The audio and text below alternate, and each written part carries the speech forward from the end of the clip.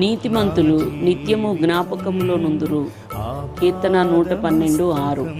Pastor Galinki Alexander గారి దైవ పరిచర్య యాత్రా జ్ఞాపకాలు క్లుప్తముగా.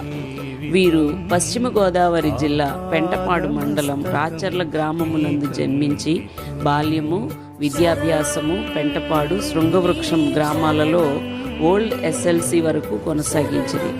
జీవిత భాగస్వామిగా మార్లపూడి విజయకుమారి గారిని దేవుడు జతపరిచెను.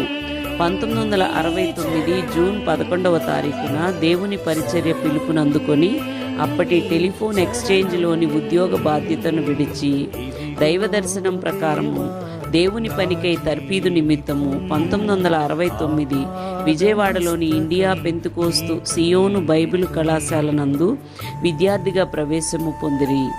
ఎస్ఎల్సి విద్యార్హతను బట్టి అపోస్తలులు పిఎం